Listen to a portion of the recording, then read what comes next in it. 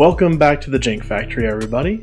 I hope everybody had some good end of the year holiday type stuff going on. I know I certainly did, but I was a little busy when it came to getting any of these spoilers out. I know you guys have probably seen quite a few of these being spoiled individually other places, but I'm going to go through each and every one of them like I usually do, and give you some insight of mine on there, some thoughts and everything. I know not everybody's going to care, but I think it's worth it.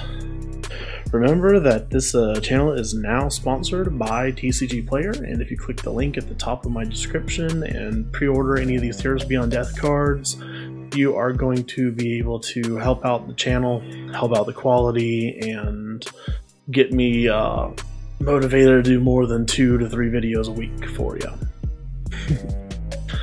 That being said, please like, share, comment, subscribe. I'm always looking for some feedback. I want to know what I'm doing okay, what I'm not doing okay, what I suck at, what I'm good at. Let me know, guys. I really do want to know, and I'm very curious myself. Well, let's move on and get into the spoilers. We left off as the way that this listing is set up here. The last card we looked at was the 5-mana Elspeth Undaunted Hero, which I like, even if it is a Planeswalker deck Elspeth. I've actually been surprised by how many people thought Elspeth was blonde. She was never blonde, she was always a brunette. Alright, we'll start with this first one up, Grasping Giant. This is one of the cards that is exclusive to the color packs and not found in regular booster packs. It's a 5/7 for 6 mana, only one of which has to be white. Vigilant Giant. Whenever it becomes blocked by a creature, exile that creature until Grasping Giant leaves the battlefield. I've seen a lot of people say that a lot of these cards that are exclusive to those are just for casual play and they're not that good and everything. I personally am okay with this card. It's coming down a turn earlier than Suncloak Giant. It survives cast out done by Suncloak Giant to clear the board early on, and it gives you another threat on the board after that. And then it can come down the turn before Suncloak Giant. Then you have a 5/7 with Vigilant that can't ever die from combat damage, and a 7/7 Vigilant. So I think that's not a terrible thing, honestly. Moving on to Victory's Envoy. 5 mana Human Cleric, being your upkeep, put a 1/1 counter on each other creature you control. If this thing survives and sticks on the battlefield for any length of time, it's going to cause a token army to go completely ballistic. And because of that, I gotta say, definitely a card to watch out for. I know a lot of people are still trying to make Selesnya tokens work, and this is one way to definitely make that happen. The main thing is you want to be able to use Lovestruck Beast with it, because it would never be able to attack. Serpent of Yawning Depths. I saw this card spoil. This is another one from the color packs, and I absolutely love the flavor of this one. It's a 6-mana enchantment creature serpent that makes all your Krakens, Leviathans, Octopuses, and Serpents effectively unblockable. I love the concept there. It has a 6/6, super good body, and if you're making them unblockable, it's even better.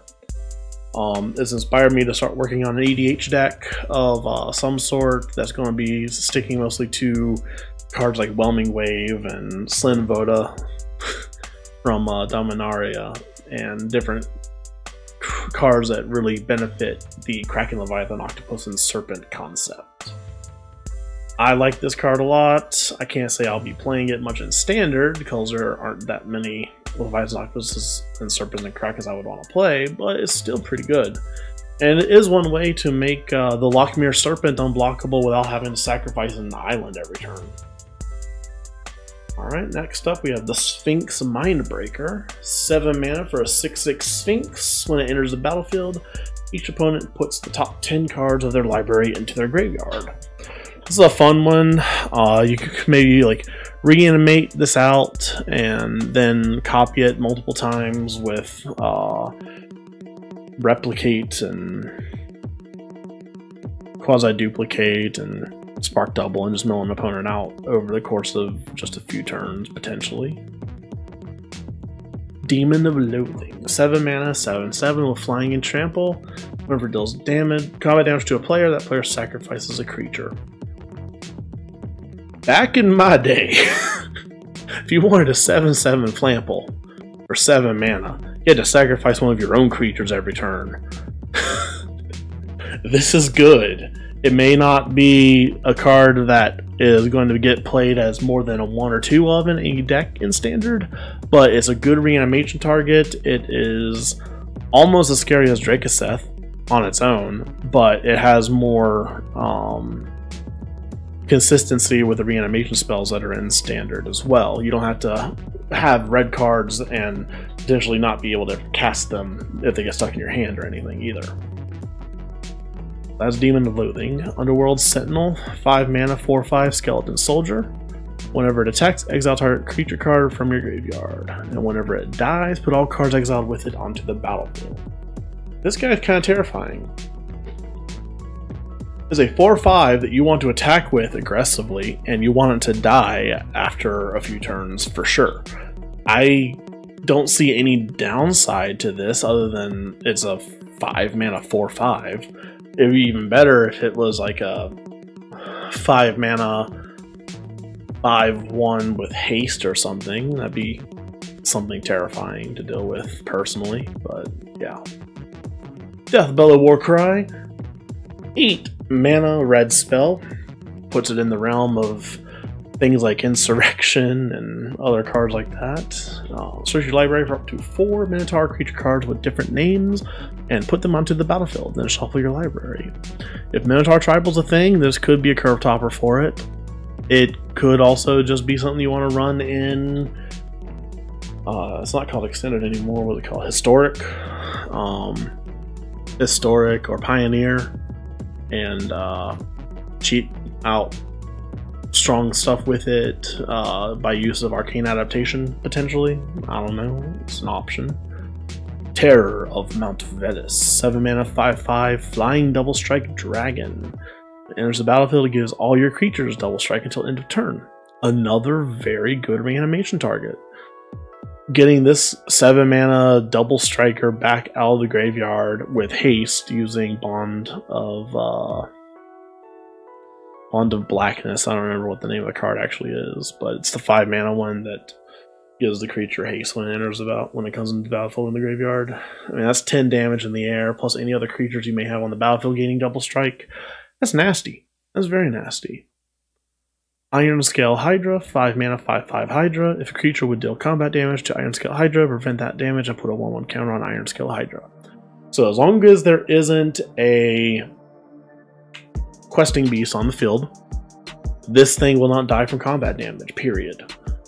And that is pretty cool. And it just grows over time with that. Putting that in like a Bant colored Hydra deck that's using the Johnny Mentor of Heroes to give all your dudes vigilance and put extra counters on everything seems pretty legit to me. Let's see, moving on to Tree Shaker Chimera. 8 mana 8/5, all creatures able to do so will block Tree Shaker Chimera. Whenever it dies, draw 3 cards. So an 8/5 that lets you draw 3 cards when it dies with lore attached to it for 7 mana. This is a very good card in a deck with Ilharg the Razeboar. You attack with Ilharg, the Tree Shaker Chimera enters the battlefield, taps and attacking before blockers are declared. Then Ilharg is able to continue to attack through without dying. And this guy takes up all the meat that's on the battlefield and lets Ilharg and any other creatures you might have on the field at the point go through for combat damage. I like it. I like it a lot. I think it's definitely like a 1 of, like curve finisher in an Ilharg deck, maybe even a 2 of if you're really wanting to get it out. And that will be the end of the special color pack only rares. We're moving on to our first True God, Klothys, and of course, it's not letting me pull Klothys up. A Klothys, God of Destiny. A 3 mana, Gruul God that requires 7 to become a creature. In Devotion, at the beginning of your pre-combat main phase, exile target card from a graveyard. It doesn't matter which one, yours or your opponent's. If it was a land card, add a red or green. Otherwise, you gain 2 and Clothless deals 2 damage to each opponent. That's pretty cool. I like her. Or it, or him, whatever it is. Clothless is cool. I like Clothless. Let's move back over here, and they reprinted Gary. He's back. Guess who's back? Back again. Gary's back. Tell your friends. With Ayara and Cauldron Familiar. And I'm sure we all see where this deck is going. Personally, I'm happy Gary's back. It gives me a hope that Master of Waves will be back, but it's not necessarily going to happen that way. But Gary, 2/4, 5 mana. When it enters the battlefield, each opponent loses X, and you gain life equals to life lost that way, where X is your devotion to black. He was pretty much that, and Packrat were the crux of the old mono black devotion deck back in the day. So sweet. Binding of the Titans, 2 mana enchantment. I'm happy to have Saga's back. Each player puts the top 3 cards of their library into their graveyard when this card enters the battlefield. When the second lore counter is added, exile up to 2 target cards from your graveyard. For each creature card exiled this way, you gain 1 life. And once the third lore counter is added, return target creature or land card from your graveyard to your hand. The reason I say it that way is because with Proliferate in Standard, and Proliferate being easy to work in with Karn's Bastion and things like that, you're not going to have to wait for this saga to tick up each turn individually. And especially the way that I see Proliferate getting played more often lately on Arena. It's pretty cool. I mean, it's extra green card selection from the graveyard. Similar, in my opinion, to the way the Cavalier of Thorns works, and I like it. And it could also potentially get one of your opponents off of some powerful stuff too. You never know. Alright, moving on to the Allure of the Unknown. Guys, this card is the reason a channel like this exists. This is the Jank. 5 mana Rakdos colors. Reveal the top 6 cards of your library. Your opponent exiles 1 non-land card from among them, and you put the rest into your hand. So you pay 5 to draw 5. Then your opponent may cast the card that they exiled without paying its mana cost. It doesn't say it has to happen right away, so they can play it some other time. But in a deck that's going to be running some sort of counter magic, this is not terrible. I mean, I want to build around it. I want to get Allure of the Unknown and get a bunch of powerful things like Nicobolas, Dragon God, and Fires of Invention, and Liliana, and Chandra, and have all those pop up, and then the opponent have a hard time, like, man, which one of these awesome cards do I take? And then all I have to do is just, oh, by the way, Ionize, Sinister Sabotage, Mystic Dispute, counter that thing that you took when you exiled it. I like it. I love this card. That's the reason this channel exists, is for cards just like this, Allure of the Unknown. The flavor text down here, I saw Mike Hatcher, but the Magic Historian was making fun of the name Pantor. This is clearly the Pandora figure. Looking into the box, the light of hope blinds him to the ills of the world. So Pantor is Pandora, and that's Pandora's box that he's opening. Allure of the Unknown would be why Pandora would have opened the box in Greek and Roman mythology as well. Moving on to Gallia of the Endless Dance. We finally have a Satyr Lord. 1 red, 1 green for a 2/2 Satyr with haste, with that triumphant arm in the air saying, hooray! There's no excess or success like excess. That gives all your other Satyrs 1/1 in haste. And whenever you attack with 3 or more creatures, discard a card of random and draw 2 cards. Seems good to me. I like this card. You like this card. Everybody likes this card. Everybody's going to be like, we should try Satyr Tribal out and see how that works in Pioneer, because you'll have access to Xenagos and all the other Satyr stuff from before, and I think it's going to be a lot of fun. Temerret Calls the Dead, another Saga, 3 mana in black. Enchantment Saga. Enchantment is probably the more important part of this, with it being a Saga and it being a Theros set. So lore counters 1 and 2. Put the top 3 cards of your library into your graveyard, and you may exile a creature or an enchantment card from your graveyard. If you do, create a 2/2 black zombie creature token. The third lore counter, you will gain X life and scry X, where X is number of zombies you control. I can see this being awesome inclusion in the Great Merchant of Asphodel deck. It's going to be very creature dense. You're going to be able to get some zombies. You're going to be having some zombies as part of it anyway, and you'll just be able to scry for a bunch. And I think it'll work out nicely. Moving on to Thirst for Meaning. Hey, some merfolks, or Tritons as they're called on the plane of Theros. 3 mana, instant blue, draw 3 cards, then discard 2 cards unless you discard an enchantment card. A sip of recollection, an ocean of regrets. You don't always want to remember everything perfectly, that's very true. And man's thirst for meaning is, traditionally throughout history, probably the biggest driving force behind man's despair.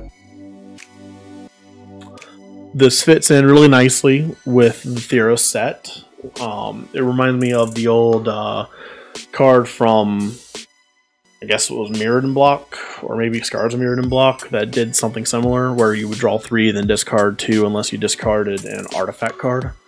So that's pretty sweet. This has multiple uses. It's a great way to refill the hand quickly at instant speed. I would argue that it's probably better than Chemist's Insight in some situations, and when you're able to discard an enchantment card as one of your cards that you draw, then that just makes this so much stronger card advantage wise. I like it a lot. I think we're going to be in for some good fun with this one. They reprinted a Nelia. Dagli Ochi Akuti. I do not speak Italian, but I will do my best to try to translate this on the fly. We have a 4 mana creature, enchantment, legendary god, 5/6, indestructible. Your devotion needs to be 5. That's what Cinque means, probably, because it's similar to Cinco. Devotion 5 for her to become a creature. And I think it makes all your other creatures cost 1 generic mana less.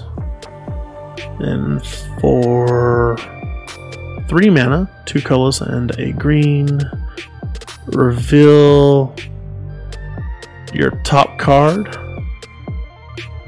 Yeah, that card is a creature. Put it into your hand. Otherwise, you can put it into your graveyard, I guess. That's the best I can do. I don't speak Italian. I don't know. It seems like a very solid Nelia card, though. Especially if you're able to kind of crank through your deck and get some good card advantage with it. Wrath of Storm, 4 mana, sorcery in red, requiring 2 red mana, deals 4 damage to each creature and to each planeswalker. Oh my goodness, you stupid cat. Well, for all of my viewers, that was my cat Schrodinger deciding that it was a good idea to jump onto a very unsteady surface and knocking it all over. Moving on. Wrath of the Storm. That's our red board wipe for this set, and I am pleased with it. 4 damage kills a lot of creatures and a lot of planeswalkers. I can't argue with this. It's not as good as the red one from Amonkhet that did 5, but it's still solid. Less mana too, probably. I can't remember. Warden of the Chained. We got ourselves a Minotaur. Gruul colors, 4/4 trample. For 3 mana. It can't attack unless you control another creature with power 4 or greater. So you do a Teamer or Gruul deck and you run Kiora and get all the card advantage by playing all the 4 power creatures and just rocking the world, man. Woe Strida. A 3 mana horror is a 3/2. When it enters the battlefield, create a 0/1 white goat creature. You may sacrifice another creature to scry 1. We have a free sack outlet in standard now. I think that's the only thing we were really missing for an Aristocrats deck to be very stable. This will be interesting to see how that gets played. It does have escape, so for 5 mana, you can return it from your graveyard and exile 4 other cards, and it enters the battlefield as a 5/4. Whale. Alright, looks like we got Temple of Plenty, Temple of Malice, Temple of Enlightenment, Temple of Deceit, Temple of Abandon. Wow, I like these full art ones. Temple of Enlightenment, Temple of Malice, Temple of Plenty. So we're getting the full cycle of temples that we did not get in M20. I was expecting this to happen with this set, and I am not surprised to see them here. But that's good because that's going to help balance out the mana and make different color pairs and combinations a little bit stronger. Underworld Breach. 2 mana enchantment in red. Each non-land card in your graveyard has escape. The escape cost is equal to the card's mana cost plus exile 3 other cards from your graveyard. At the beginning of your end step, sacrifice Underworld Breach. So this is a 1-turn enchantment that is going to provide you with the ability to bring back any non-land card from your graveyard for its escape cost and exiling 3 other cards. A big mana deck could do a lot with a card like this.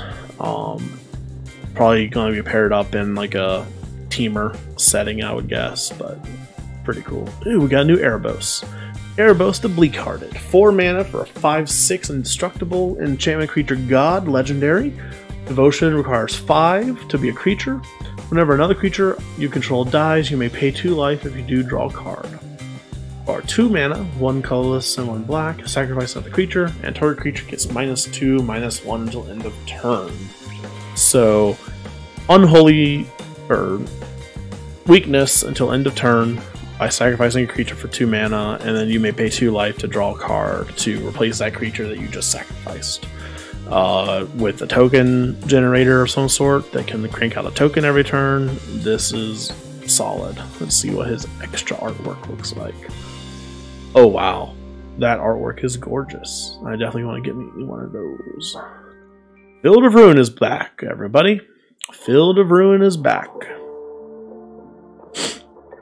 Field of Ruin is back. That is all. Field of Ruin is back.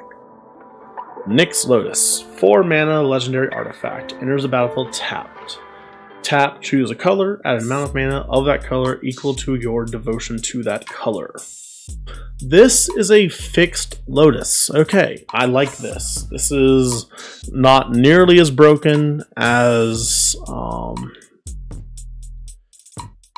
a free mana card. It's not as underpowered as Gilded Lotus. It's considered legendary, so you can't have multiples out like you could with Gilded Lotus. And you get to add mana equal to your devotion to a color, just like Nykthos Shrine to Nyx, without having to pay any mana activation for it. That's a good card. I like it. I don't think it's overpowered to any major extent either, so we'll see how it works out in Standard and the older formats. Brine Giant. Okay, Brine Giant wasn't clicking. So Brine Giant we search for. Brine Giant has devotion to, or affinity for enchantments. Okay. So you could get a 5/6 for 1 blue mana if you had 6 enchantments out on the field. That's pretty cool. And again, it's a giant, so it survives cast out, or cast away, or whatever it is, to destroy all non-giants. Interesting card. Ox of Agonis. Ox of Agonis. 5 mana in red, 2 red required, 4/2 Ox. When it enters the battlefield, discard your hand, then draw 3 cards. You can escape for 2 red and exiling 8 other cards from your graveyard, and it escapes with a 1/1 counter on it. So when it escapes, it becomes a 5/3. I mean, being able to discard your hand seems pretty good. Drawing 3 cards seems pretty good. I don't think $17.99 is an appropriate price for it, but it is a mythic, so who knows. Alright, Perforos the Bronze-Blooded. 5 mana Perforos. I'm glad to see he costs more. It's a 7/6. Devotion to red is 5. He's a creature. Other creatures have haste for 2 colorless and a red.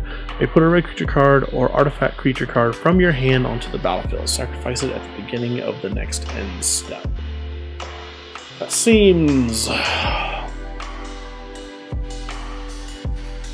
abusable. That seems very abusable. Because wherever you drop has haste instantly. You drop a Drake of Seth, and Perforos is almost effectively a creature at that point as well. You drop Ilharg and attack with him. He just goes back to the 3rd in your library, and you have him again in a few turns. You drop Golos, you get your extra land, and if you have the extra mana, you can activate his ability and play more stuff for free. Seems abusable in standard and even more abusable in older formats. So there we go, Perforos. Always the bane of existence for any player who doesn't like red. Storm Herald, 3 mana human shaman, 3/2 with haste. Whenever it enters the battlefield, return any number of aura cards from your graveyard to the battlefield attached to creatures you control. Exile those auras at the beginning of your next end step. If those auras would leave the battlefield, exile them instead of putting them anywhere else. There are some powerful auras in older formats. So far, I haven't seen any powerful auras in standard that would make me terrified of this card. But that's not to say that there aren't some to be spoiled in this enchantment heavy set that we're going through right now. Alright, let's look at Kuroros, Hound of Athreos. We have ourselves a 3 mana, colorless, white, and a black for a 3/3 Hound, legendary.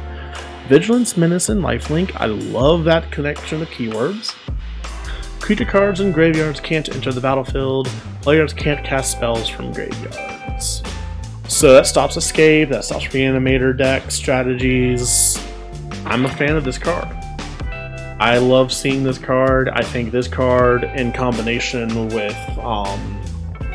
Hushbringer could really shut down some really silly decks. Moving on to Treacherous Blessing. It was spoiled 30 minutes ago. So the newest on this list. 3 mana, 2 colors, and a black. Enchantment. When it enters the battlefield, draw 3 cards. When you recast a spell, lose 1 life. Whenever Treacherous Blessing becomes the target of a spell or ability, sacrifice it.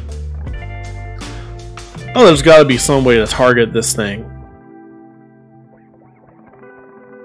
I like it.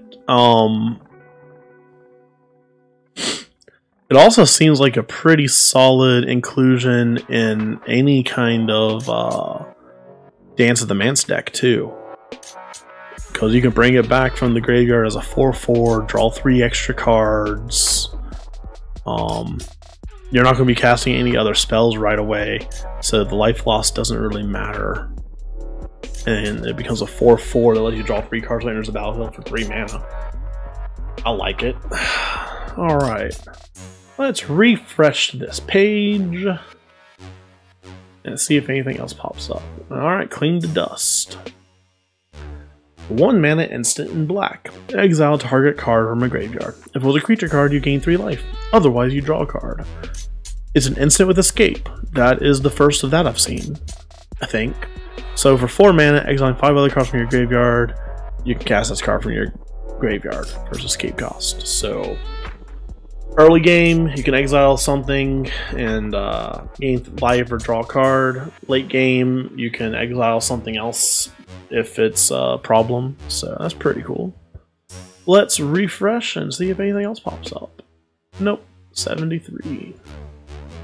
Alright, and just real quick, I want to go over to the Theros Beyond Death.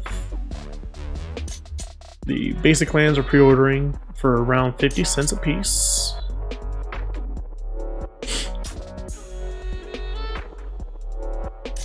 And